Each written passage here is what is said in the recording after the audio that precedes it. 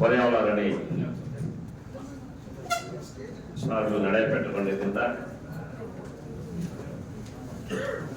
நிகழ்ச்சிக்கு வருகை தந்து எனக்கு பிரிவு நல்ல கருத்துக்களை எடுத்து பேச வந்திருக்கின்றார் முன்னாள் சட்டப்பேரவை உறுப்பினர், மாநகர கழக செயலாளர், வணக்கத்துக்குரிய மேயர் அண்ணன் எஸ் ஏ சத்யா அவர்களே,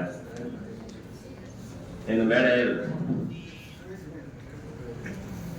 இந்த துறையில் எப்படியெல்லாம் செயல்பட வேண்டும்,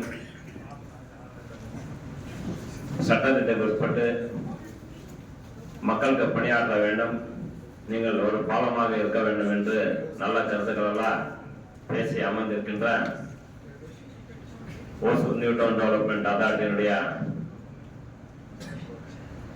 எம்பி ஏழுமலை அவர்களே, கூட்டத்தில் கலந்து கொண்டிருக்கின்ற சங்கத்தின் முன்னாள் செயலாளர், பொருளாளர், அனைத்து நிர்வாகிகளே, அவர்களெல்லாம் முன்கூட்டிய நன்றி தெரிவித்த கடமைப்பட்டிருக்கின்றேன். அதே மாதிரி இன்று புதிதாக அனைவருக்கும் சான்றுகள் வழங்கப்பட்டு இந்த நிகழ்ச்சியில் ஒரு சட்ட ரீதியாக தேர்வு செய்யப்பட்டு தலைவர், செயலாளர், பொருளாளர், செயற்குழு உறுப்பினர் என்று படிப்படியாக அனைவருமே அவர்களெல்லாம் அங்கீகாரம் செய்து இந்த மேடையில் அமர்ந்திருக்கின்ற சங்கத்தின் அனைத்து நிர்வாகிகளே, இதற்கு உறுதுணையாக இருந்து இந்த கூட்டத்தை ஏற்பாடு செய்ய வேண்டும் என்று நினைத்து எங்களெல்லாம் அழைத்து அழகு பார்த்து கொண்டிருக்கின்ற அண்ணன் நட்ராஜ் அவர்களே, இந்த கூட்டத்தில் கலந்து கொண்டிருக்கின்ற அனைத்து பொறியாளர்களே, ஊடக நண்பர்களே, அனைவருக்கும் வணக்கத்தை சொல்லி, நம்மளுடைய ஏழுமலை சார் குறிப்பிடும் போது சொன்னார், பொறியாளர்கள்லாம் எங்களால் ஒரு பாலமாக இருக்க வேண்டும், உங்களுக்கு எல்லா உதவிகளும் நாங்கள் செய்வோம் என்று சொன்னார். கண்டிப்பாக அது நாங்கள் வரவேற்கிறோம், அதில் எந்த மாற்று கருத்து கிடையாது.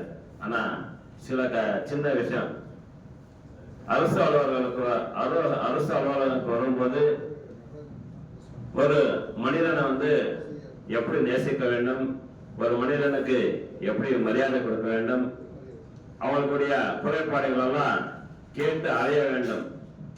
அந்த அளவுக்கு அதிகாரிகள் இப்பொழுது ரொம்ப குறைவு. ஏனென்றால் நீங்கள் அப்படி இல்லை என்று நீங்க திட்டவட்டமாக சொல்லியிருக்கேன். ஏன் நான் மேடம் எதுக்கு சொல்லுகிறேன் என்றால், இந்த காலகட்டத்தில் அந்த மாதிரி ஒரு அதிகாரிகள் இல்லை. அதுக்காக இது வளர்ந்த வளர்ச்சி அடைகிற ஒரு மாநகரம். இந்த மாநகரத்துக்கு உங்களை மாதிரி இளைஞர்கள் எல்லாம் ஒரு நல்ல அதிகாரத்துக்கு வந்திருக்கிறது. கண்டிப்பாக இந்த ஓசூர் மாநகரத்துக்கு, குறிப்பாக ஓசூர் பழைய ஓசூர் இந்த சுற்றுப்புற ஊர் வளர்ந்து உடைய ஊர். இந்த ஊருக்கு நீங்க கண்டிப்பாக இந்த பணிகளோட இவரோட இணைந்து நம்ம ஊருக்கு என்னென்ன தேவை என்பதெல்லாம் நீங்க சர்க்குலராக அரசாங்கத்துக்கு அனுப்ப வேண்டும். அந்த சர்க்குலர் அனுப்பின மட்டுமே உங்க மூலமா அது போன மட்டுமே நம்ம அந்த இடத்துல சட்டமன்ற உறுப்பினரோ, அமைச்சரோ, உங்களுடைய செயலாளரோ, உங்களுடைய அதிகாரிகள் எல்லாம் அது பயன்படுத்திக் கொள்ள முடியும் இந்த ஊருக்கு. இல்லைன்றால் கண்டிப்பாக இது முடியாது.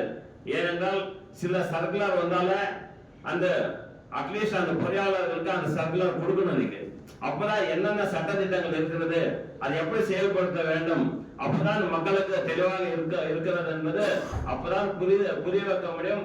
எல்லாமே அதிகாரிகிட்டே தெரிஞ்சு கொள்ள முடியாது. ஒரு சர்க்குலர் இன்னைக்கு யார் அதிகாரி கூட போர்டு போடுவானது. அரசு அலுவலர்கள் அந்த காலங்களில் எனக்கு தெரிஞ்ச ஒரு 20 ஆண்டுகளுக்கு முன்பே எந்த அதிகாரி மாற்றம் செய்யறார், எந்த அதிகாரி இந்த அலுவலகத்தில் இருக்கார் என்று வெளியே போர்டு போறார். எந்த டைமுக்கு அதிகாரி உள்ள வேலை செய்வார் என்பது எல்லாம் குறிப்பிட்டு இந்த காலம் அதெல்லாம் மாறிவிட்டு இன்றைக்கு எந்த அதிகாரி உள்ள இருக்காரு கூட, எந்த சீட்ல யார் உட்காரு கூட தெரியாம இருக்கிறது. கண்டிப்பாக இந்த மேடையில நான் சொல்வது ஏழுமலை சாருக்கு இதெல்லாம் படிப்படியாக நீங்க செய்ய வேண்டும். அதே மாதிரி நம்முடைய ஓசூர் மாநகரத்தை பொறுத்தவரை பொறியாளர்கள் ரொம்ப அமைதியானவர்கள், எந்த ஒரு பிரச்சனை இல்லாத பணியாற்றுகின்றவர்கள். அவனுக்கு நீங்கள் கண்டிப்பாக ஒரு மாசத்துக்கோ 2 மாசத்துக்கோ ஒரு கூட்டத்தை ஏற்பாடு செய்து அவர்களுக்கு அறிவுரை சொல்ல வேண்டும். ஏனென்றால் அதிகாரிகள் இதெல்லாம் எதுக்கு சொல்ல வேண்டும் என்று கடைபிடிக்கிறார். அதெல்லாம் பின்வாங்கி கண்டிப்பாக அவனுக்கு என்ன திட்டங்கள் எப்படி செயல்படுத்த வேண்டும், மக்களுக்கு எளிமைப்படுத்த வேண்டும். ஒரு சட்டத்தை ஒரு அதிகாரத்தை ஒரு சர்க்கிள் போட்டா அந்த திட்டங்களை படிப்படியாக அது மெத்தனமாக இருக்கிற மாதிரி ஒரு செயல்படுத்த வேண்டும்.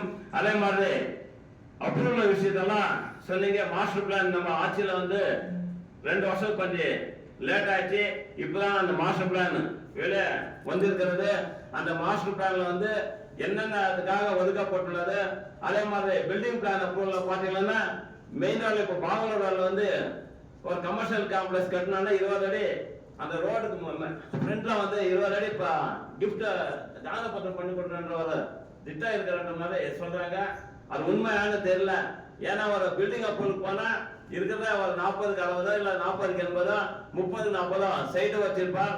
அந்த மெயின் ரோட்ல கமர்ஷியல் காம்ப்ளெக்ஸ் கட்டுறதுக்கு அனுமதிக்கு போனா அது மெயின் ரோட்ல 20 அடி தானப்பத்திரம் பண்ணணும்னு இன்ஜினியர்கள் எல்லாம் என்கிட்ட சொல்லியிருக்கார். அதுக்கு அந்த விஷயங்கள் எல்லாம் சார் அவங்களுக்கு எங்களோட சொல்லாதீங்க, அவங்களுக்கு கூட்டம் போட்டு தெளிவாக சொல்லணும்.